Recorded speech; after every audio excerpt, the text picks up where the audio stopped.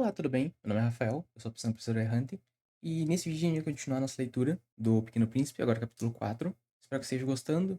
Deixa o like no começo do vídeo já, que vai ser uma leitura bem longa, mas vai ser bem interessante, tem muita coisa separada para vocês. Compartilha comigo o seu e também se inscreva no canal para não perder nenhuma atualização. Então é isso, vamos pro vídeo, que isso aqui vai estar bem longo. Capítulo 4. Eu aprendera, pois, uma segunda coisa, importantíssima. O seu planeta de origem era pouco maior que uma casa. Não era surpresa para mim. Sabia que além dos grandes planetas, Terra, Júpiter, Marte ou Vênus, aos quais se deram nome a centenas e centenas de outros, por vezes tão pequenos que mal se veem no telescópio.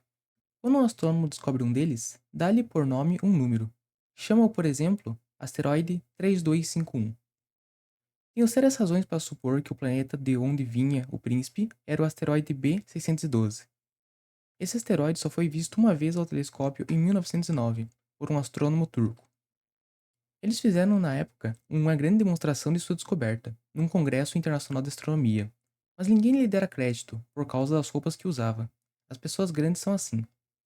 Felizmente, para a reputação do asteroide B612, um ditador turco obrigou o povo, sob pena de morte, a vestir-se à moda europeia. O astrônomo repetiu sua demonstração em 1920, numa elegante casaca. Então, dessa vez, todo mundo se convenceu. Se lhes dou esses detalhes sobre o asteroide B612 e lhes confio o seu número, é por causa das pessoas grandes. As pessoas grandes adoram os números. Quando a gente lhes fala de um novo amigo, elas jamais se informam do essencial. Não perguntam nunca: qual o som da sua voz? Quais brinquedos que prefere? Será que ele coleciona borboletas? Mas perguntam: qual a sua idade? Quantos irmãos ele tem? Quanto pesa? Quanto ganha seu pai? Somente então é que julgam conhecê-lo.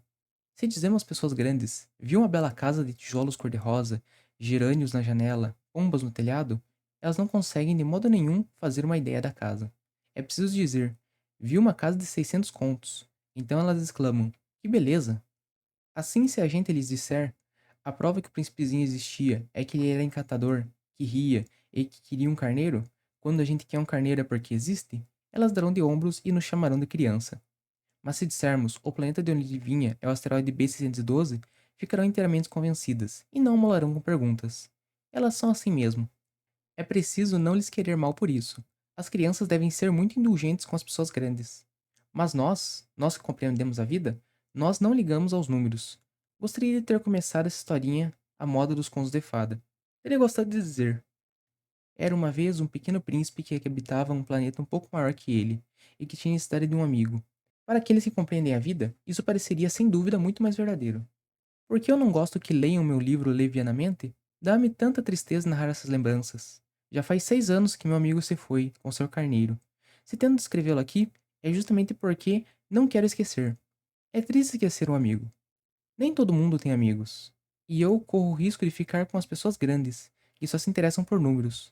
Foi por causa disso que comprei essa caixa de tintas e alguns lápis também.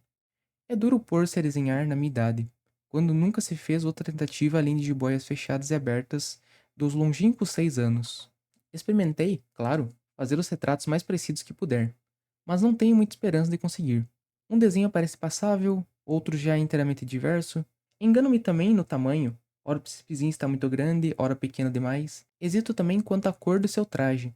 Vou arriscando então, aqui e ali. Enganar-me-ei, provavelmente, em detalhes dos mais importantes. Mas é preciso desculpar. Meu amigo nunca dava explicações. Julgava-me semelhante a ele. Mas infelizmente não sei ver o carneiro através da caixa. Sou um pouco como as pessoas grandes. Acho que envelheci. Então, como é de costume, eu acho que a melhor forma de a gente começar a análise do capítulo 4 é a gente analisar um pouco do capítulo 3 anterior, né?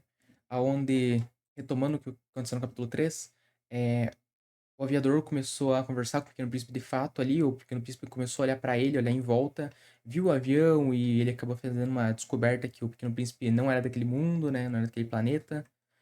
E a gente falou um pouco sobre o que que é empatia, o que que é se colocar no lugar do outro, o que que é realmente tentar enxergar o outro e não enxergar eu no outro propriamente, certo? E porque o Pequeno Príncipe era um pouco rude, de certa forma, né?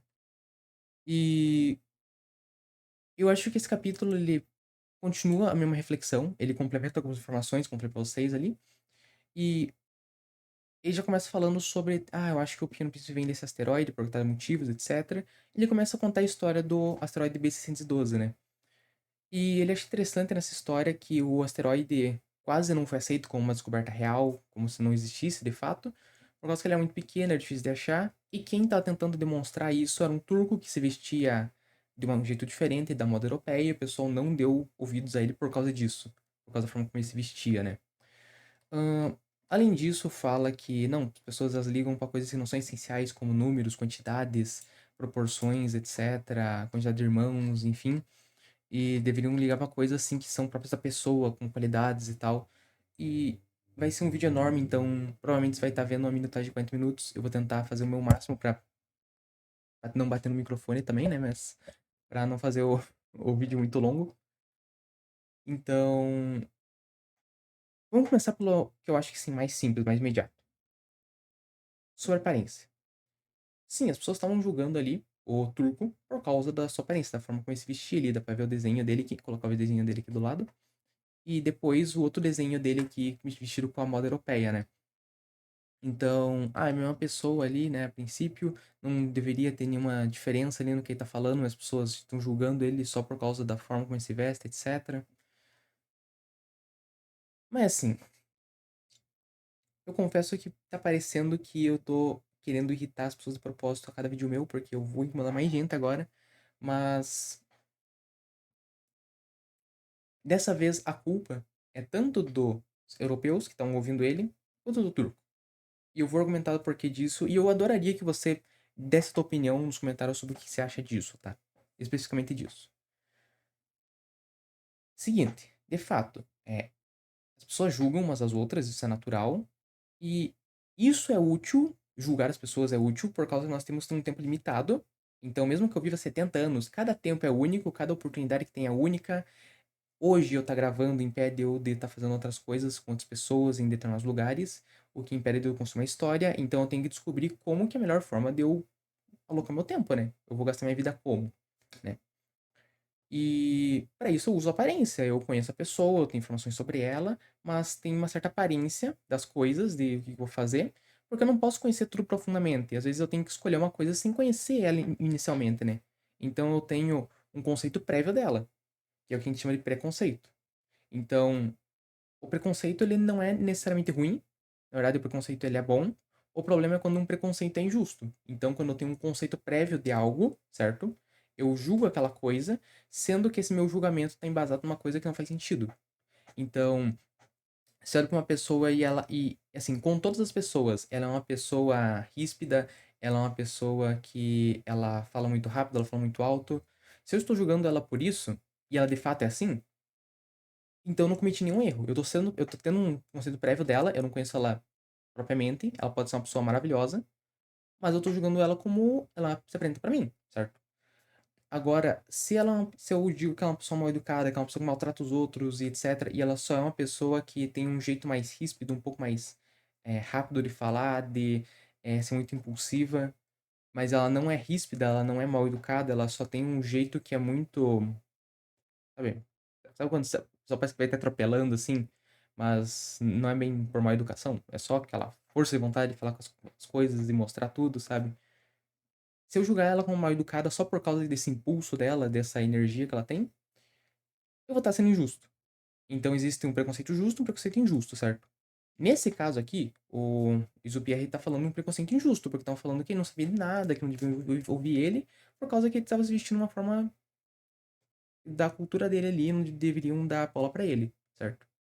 E, de fato, às vezes a gente tem preconceito, a gente tem julgamentos por aparência que são úteis, certo? Mas às vezes julgamentos, como no caso do turco, vão causar injustiças, certo? Então ele foi um preconceito injusto que tiveram com ele. Então perceba, o problema do preconceito aqui com o turco não é, eles julgaram o turco, mas eles julgaram injustamente. Se eles olhassem pro turco e falavam, cara, tua roupa é feia, mas ouvisse o que ele tinha pra falar, não teria problema, porque estariam tendo preconceito, mas não estariam julgando ele injustamente. A pessoa pode ter opinião sobre a roupa dela, né? Da roupa do outro, quer dizer. Mas ali quando pararam de ouvir ele e ignoraram tudo que ele tinha falado, e foi injusto. Então esse é o problema e esse é o erro dos europeus, tá? Mas agora eu vou fazer um pouco de advogado do diabo e dizer que o truco também tá errado. Na verdade, ele tá mais errado do que os europeus. Por quê? Vamos supor o seguinte: você tá cometendo um erro. Você tá lavando a louça errado. Beleza? Eu e você trabalhamos juntos num restaurante, você tá lavando a louça errado. E daí, enquanto você tá lavando a louça errada, eu chego pra você e falo: "Cara, tu é muito inútil, cara, para de lavar assim, tá lavando tudo errado, lavando tudo ao contrário, deixa as coisas de molho". Eu pego as coisas e jogo ali dentro da pia, deixo as coisas de molho, falo: "Ó, para de ficar jogando negócio com gordura aqui dentro, porque você é burro, cara, você fica perdendo tempo, fica atrapalhando a gente fica se batendo por tua causa". Assim, eu tô te corrigindo. Você de fato tá cometendo erros, e os erros são verdadeiros, tá? Vamos pressupor isso, né? Tá cometendo tudo isso que eu tô falando. Mas, se eu quero te corrigir, se eu quero que você melhore, adianta eu ficar te xingando? Adianta eu te chamar de burro, idiota, imbecil, inapto? Adianta. E isso vai aumentar a tua velocidade de melhorar? Ou assim, vamos ser assim mais preciso. Na média das pessoas, xingar elas, pressionar elas, bater nelas, inclusive, ajuda elas a melhorar? Não ajuda, né? Agora, perceba essa outra abordagem, eu falo: "Nossa, cara, mas não faça assim, não joga gordura ali dentro, porque se jogar gordura ali dentro, você vai espalhar mais a gordura e vai se bater mais, não faça isso. Faz o seguinte, deixa as gorduras aqui do canto, você lava aqui, tá? Ah, e se você puder também lavar daqui pra cá, fica melhor, porque daí fica mais fácil de eu enxugar, tá? Assim a gente se ajuda mais e você não sofre tanto". E também aproveita aqui que você liberou aqui o espaço das coisas que estão com gordura, coloca as coisas dentro aqui, coloca uma água, deixa de molho, porque daí vai amolecendo, fica muito mais fácil pra gente, assim sofre menos. Você percebe que é uma abordagem diferente? E por que que elas são diferentes? Por que que uma é melhor e outra é pior? É simples, por causa que na primeira eu estava pensando na raiva que me dava você fazer as coisas erradas, e na outra eu pensei, eu quero as coisas certas. Então eu vou deixar minha raiva um pouco de lado e vou ajudar essa pessoa a melhorar. Esse é o meu foco. Então, perceba que quando eu olho pro objeto que eu quero alcançar, quando eu olho pro meu objetivo e eu ajo de acordo com o meu objetivo, eu consigo agir melhor, né? Então, quando eu falo, se vista de uma forma apropriada, fale de uma forma mais clara, escolha melhor tuas palavras ou, organize melhor tuas ideias, sabe? Deixe as coisas mais organizadas, mais bonitas, coloca um design melhor. Isso não quer dizer que às vezes a tua mensagem está errada, às vezes a tua mensagem é bem intencionada, às vezes a tua mensagem está certa. Mas as pessoas não entendem exatamente o que a gente quer dizer. Elas entendem o que a gente transmitiu para elas com um pouco de ruído ainda.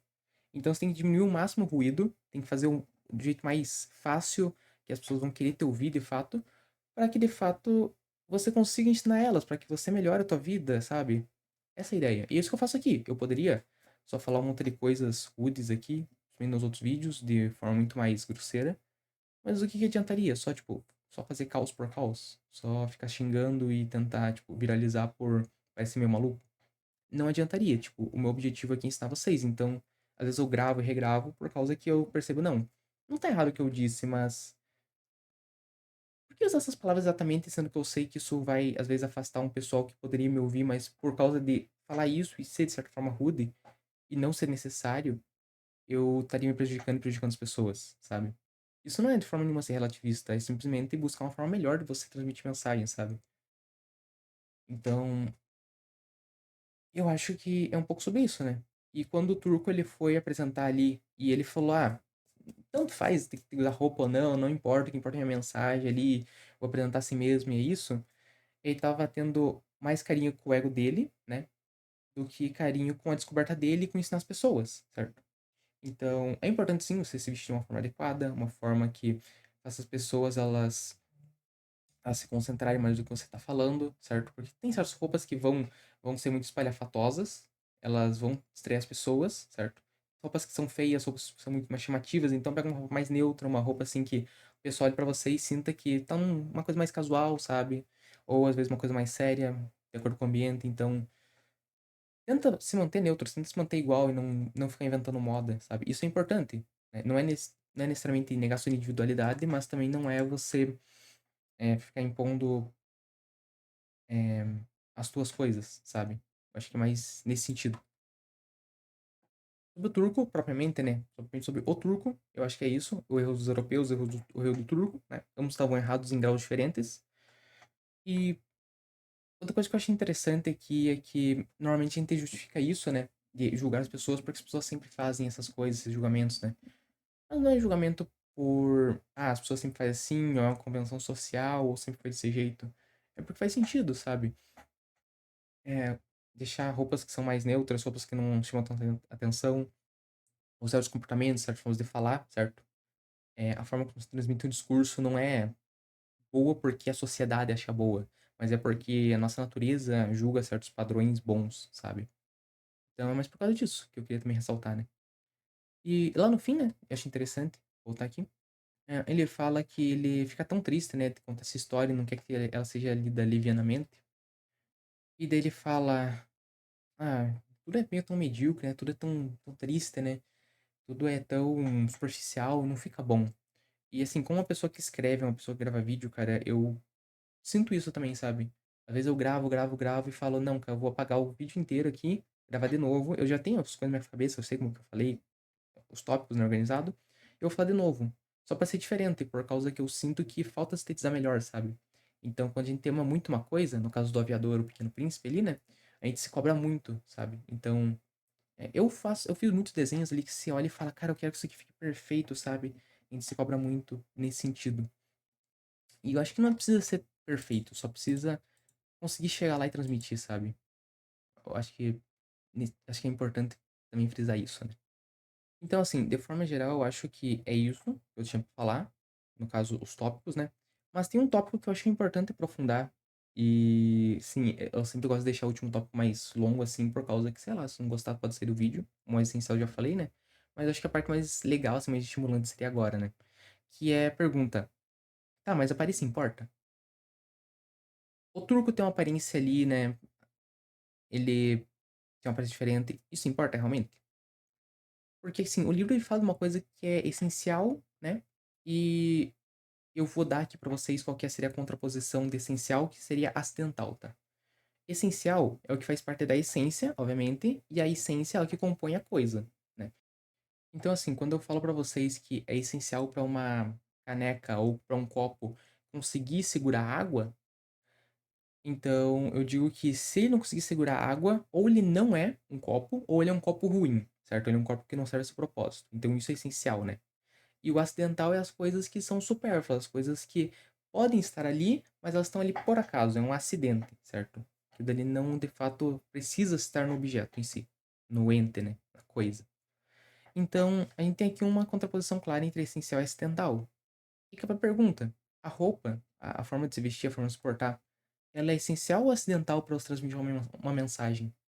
E para explicar isso, eu vou poder fazer um paralelo. No caso, imagine uma caneca e um copo, beleza?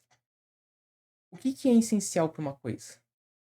Eu vou dizer que para vocês, eu não sei se isso foi falado por alguém, eu acho que sim, mas eu não consegui achar. Assim, o essencial é aquilo que quando você retira, o objeto deixa de ser ele mesmo. Então, por exemplo, eu tenho um copo e uma caneca. Essencialmente, tem diferença entre copos e canecas?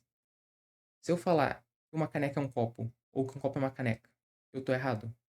A resposta é sim, eu tô errado. Mas por quê?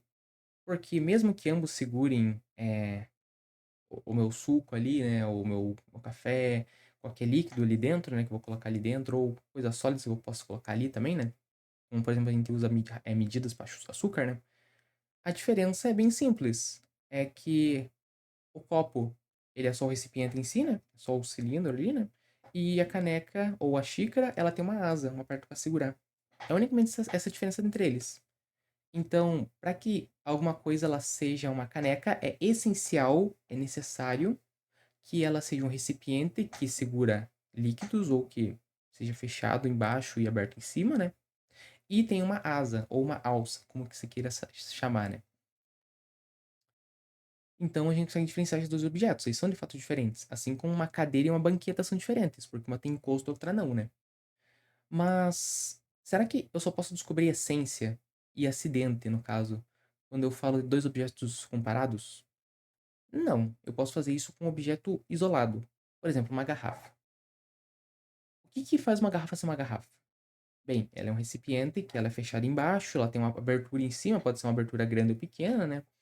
Mas normalmente a abertura da garrafa ela é menor do que a base dela, né? Ou igual, pelo menos. E ela tem uma tampa, certo? Então, o que faz a garrafa ser uma garrafa? Normalmente as garrafas delas têm um pescoço, né? E elas seguram um recipiente. Elas são um recipiente que segura um líquido, certo? Então, quando eu falo de uma garrafa, eu tô falando uma coisa que é mais ou menos isso aqui, certo? Mas como que eu sei que uma coisa é uma garrafa ou não?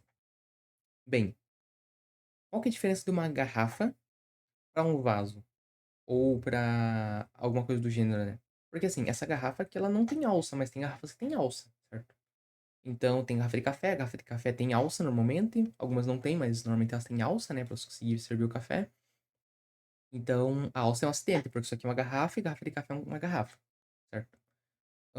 Deixa eu ver o que elas têm. Elas seguram um líquido dentro, tudo bem, tá? E qual que é a diferença de um vaso? Bem, o vaso não tem isso aqui, ó. Ele não tem tampa. Então, o que faz uma garrafa ser uma garrafa é que ela tem um pescoço, certo? No caso, tem uma parte mais afunilada que pra gente conseguir pegá-la mais facilmente, né? E ela tem uma tampa, uma coisa que fecha ela, certo?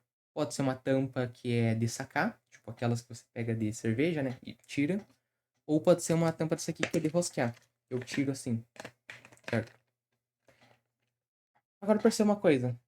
A garrafa, ela precisa ter uma tampa de rosca? Não necessariamente. Muitas têm, mas não necessariamente. A tampa pode ser a tampa de sacar, como eu falei, de cerveja, né? Então, toda garrafa tem que ter tampa, mas não necessariamente um tipo de tampa, certo?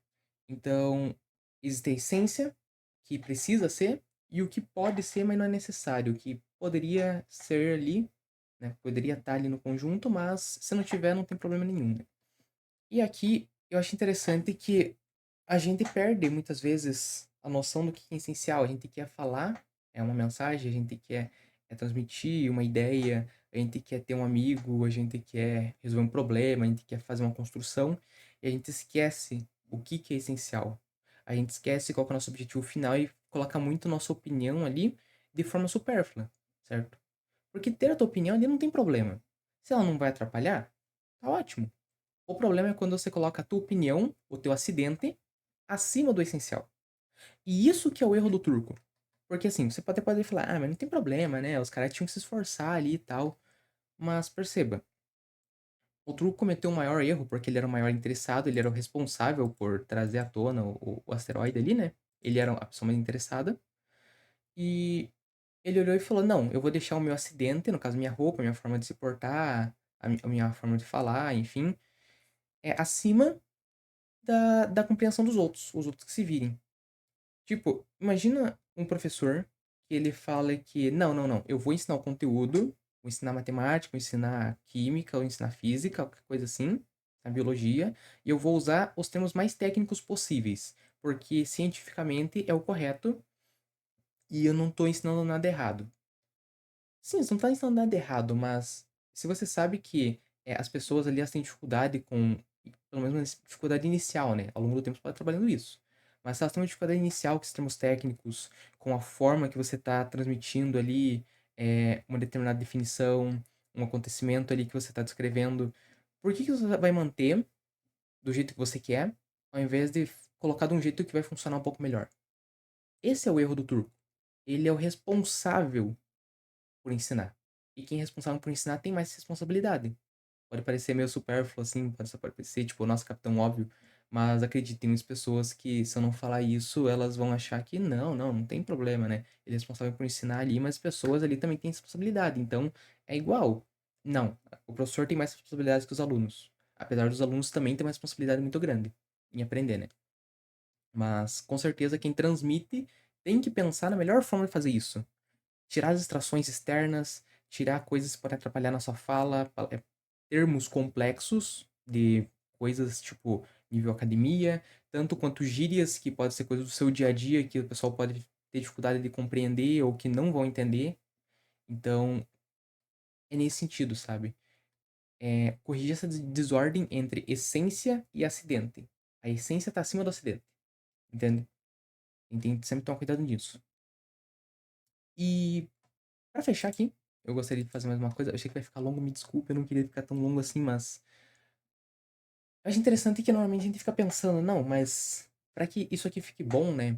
Para que eu melhore, eu tenho que ter mais coisas. Eu tenho que ter uma oratória melhor, eu tenho que ter uma roupa melhor, eu tenho que ter um status perante os outros, né? Uma reputação melhor. Eu tenho que ter, tenho que ter, tenho que ter, tenho que ter. Mas a gente não pensa no que a gente poderia deixar de ter, né? E aqui, pessoalmente, eu acho que o Exupierre é bem genial em certos pontos que ele tenta transmitir. Não só pelas histórias, mas pelas frases dele. Tem frases que eu gosto. E uma delas que eu gosto bastante é a seguinte: a perfeição é atingida não quando não há mais nada a acrescentar, mas quando não há mais nada para tirar. Ou seja, perfeição não é ficar colocando coisa. Não é, não consigo ganhar mais nada. É quando você não consegue tirar mais nada sem que isso piore, certo? Por exemplo, deixa eu pegar um exemplo. Eu tenho um desenho que eu gostei bastante. Comecei a colorir esse tempo atrás e foi o primeiro desenho que eu fiz com uma caneta decente. Comprei da Stabilo. Não, minha Stabilo não, a Stabilo não está me patrocinando, infelizmente. Mas eu tenho esse desenho aqui, certo? E quando eu tava desenhando, eu fiquei pensando, cara, o que eu posso fazer para esse desenho melhorar? Eu primeiro fiz o esboço, fiz o corpo, daí depois eu fiz o cabelo, fiz ali a questão de onda e tal. Daí eu fiz a roupa, daí eu fiz a posição certinho, deu uma arrumada aqui na questão do ombro, aqui. Arrumei o olho, eu fiz o contorno. E eu olhei e falei, o que tá faltando? Eu olhei e falei, não tá faltando nada. Se eu colocar mais coisas, vai ficar estranho. Ficar colocando adereço, ficar colocando brilho. Não, vai estragar. Tem uma coisa pra me tirar? Acontece que tinha. Tinha umas coisas aqui que eu tinha que tirar, ficou muito detalhe. Arrumei umas pequenas coisas. E ficou ótimo. E por que eu acho que ficou ótimo? Porque não tem nada a tirar. Todas as coisas ali, no caso, deixa eu aproximar aqui pra ficar mais fácil. Acho que assim tá bom, né? Ó, o cabelo tá bem harmonizado. Eu gostei da forma, eu gostei do olho, eu gostei da forma como eu coloquei a posição, gostei do ângulo, gostei de tudo. Então, tudo tá harmonizando bem e não tem nada a tirar. Então, cara, isso pra mim é perfeição. Obviamente, aquele desenho não é nenhuma Mona Lisa, tem muita coisa pra arrumar, poderia melhorar a cor, mas eu não ligo porque eu posso colocar nele. O que eu ligo é porque eu posso retirar. O que tá em excesso, o que ficou ruim que eu coloquei, sabe? E como eu achei que ficou tudo bem harmonizado, ficou bom, então pra mim tá ótimo, cara. Eu não me importo se tem algum defeito que eu poderia acrescentar. Pra mim tá perfeito, certo? O essencial dele tá bem cuidado.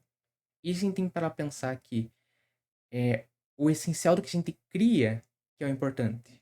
E é aqui que eu gostaria de fechar com vocês, pra vocês fazer o arremate final de toda essa discussão que o aviador não tinha falado. Eu fico tão triste porque o desenho fica feio, fica maior, etc. A cor tá meio errada. É, ninguém liga. Se eu assim, assim, obviamente, o aviador é o Exupierre ali, né? Mas se o Exupierre realmente tinha essa opinião dos desenhos dele, eu olharia pra ele e falaria, cara, mas ninguém liga. Tipo, a tua história tá legal. Ah, mas meu desenho tá feio, o desenho podia ser melhor. Beleza, mas um total de 0 pessoas liga pra essa tua opinião. A história tá legal. Não importa que você poderia melhorar isso, aquilo, enfim. A história tá boa. A gente entendeu como tem que ser o Pequeno Príncipe e a gente pode fazer artes melhor que você. O mais importante é você transmitir o que você quer, a tua ideia essencial, sabe? Não precisa ficar colocando mais coisa pra ficar perfeito. Só tira o que é desnecessário e a gente complementa com o resto, sabe? Assim como na questão do carneiro, né? A gente gosta mais das nossas próprias ideias, então a gente acaba criando uma coisa melhor porque nós criamos, né? Por causa que a gente imaginou e a nossa versão ali, e eu bati de novo no microfone. E aquilo a gente tem um carinho especial, sabe? Porque nós criamos, a gente pensou, a gente colocou mais a forma correta, a forma como ficou harmônica, que a gente enxergou, sabe? Isso a gente acha legal, sabe?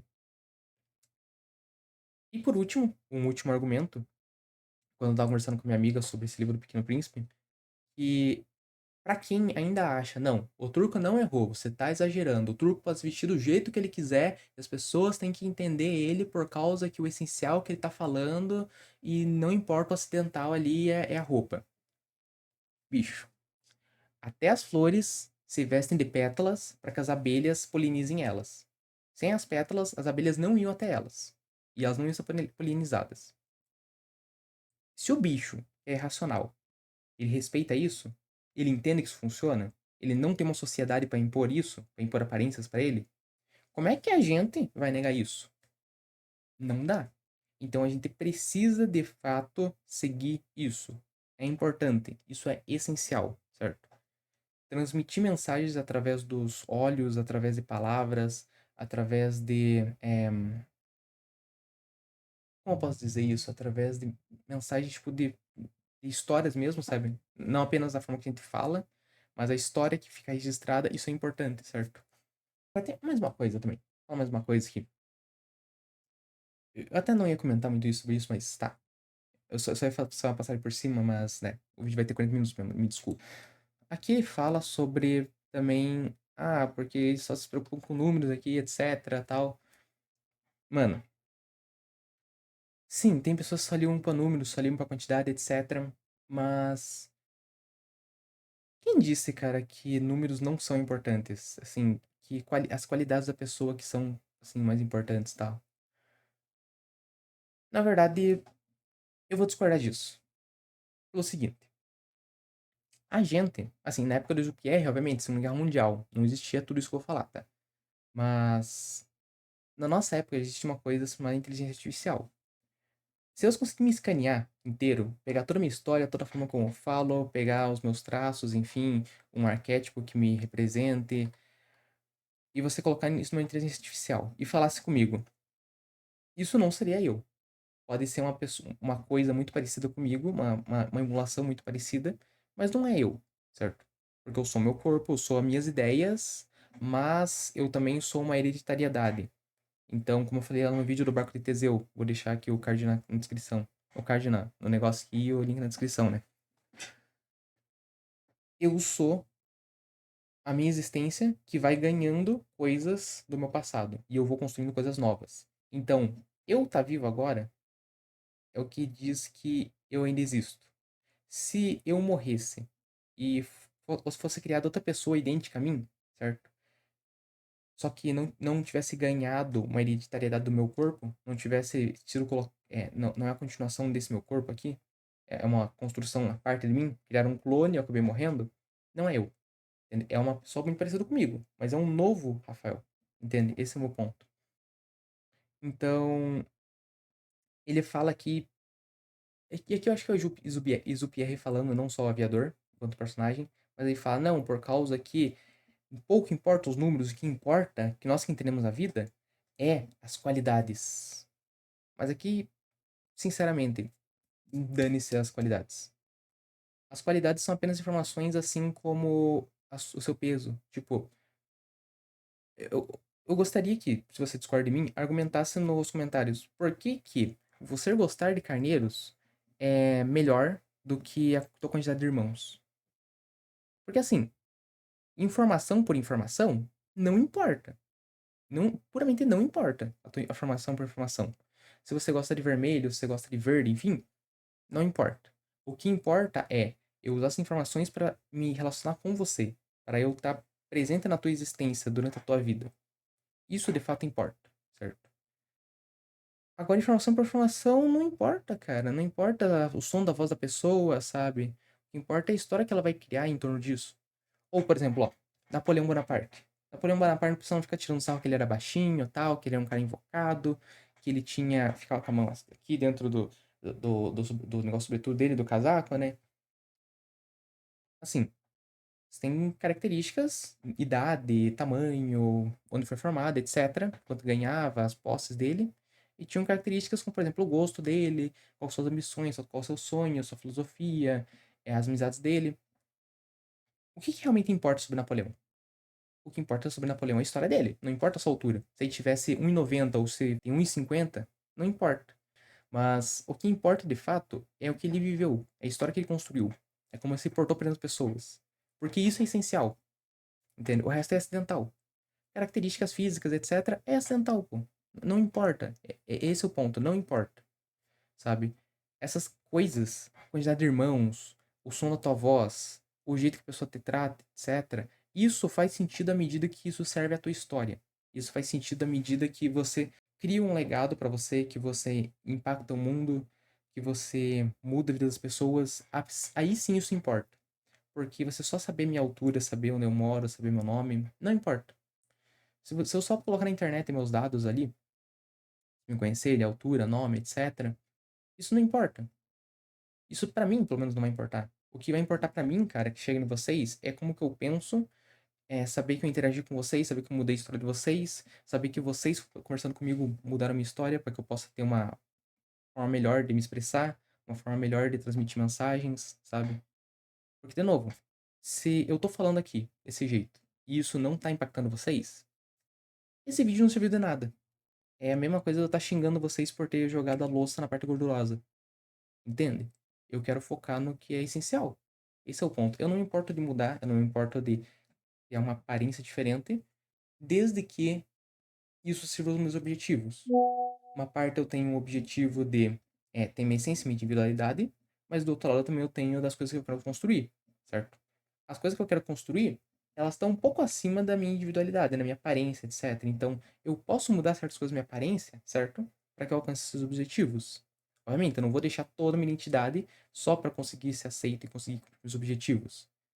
Por causa que, pelo menos eu, né? Para minha história é eu quero ser desse jeito e é isso, e eu vou continuar indo atrás dos meus objetivos, mantendo essa aparência, essa essência, essa forma de falar. Mas se o que eu quero atingir é muito mais importante e serve muito mais a todos do que a coisa que eu gosto, a forma de vestir, etc., a minha camisa, ou a minha calça, ou a forma como eu me expresso, usar gíria ou não, daí eu acho que é válido, sabe, submeter uma coisa à outra. É uma questão de importância, de ter em perspectiva o que de fato é essencial, o que é acidental, né? Então, é isso. Eu acho que eu consegui bater os 40 minutos, eu não tenho certeza. Com certeza bati 40 minutos. Então, é isso. Muito obrigado pela tua paciência de me ouvir, por causa que eu falei pra você podia parar de me ouvir em 10 minutos, eu acho, ou 20 minutos, não tenho certeza. Muito obrigado mesmo. A todo mundo que ficou até aqui. Deixa o like se você gostou, deixa o dislike se você não gostou. Eu quero. Se você não gostou, deixa o dislike mesmo. Eu tenho que saber que você não gostou. Você ficar quieto aí e não expor não vai me ajudar em nada, não vai fazer eu mudar, não vai me incentivar a adotar uma postura melhor, certo? Compartilha comigo o teu, se você gostou e gostaria que outra pessoa ouvisse também. Deixa nos comentários a tua opinião, realmente muito importante. E eu vou ficar pedindo pra vocês fazer isso sempre, por causa que realmente importa. Não é só pra gerar engajamento, etc. É porque realmente eu quero ouvir a opinião de vocês, até por isso que eu desanimei um pouco de fazer aqueles vídeos mais de passar só uma ideia, porque de fato eu não consigo conversar com vocês. Acho que assim, mostrar meu rosto e etc. é muito mais verdadeiro. Acho que é essa a palavra, sabe? Mais fácil do que uma ligação. Então é isso. Espero que tenham gostado. Fique com Deus e até a próxima. Tchau.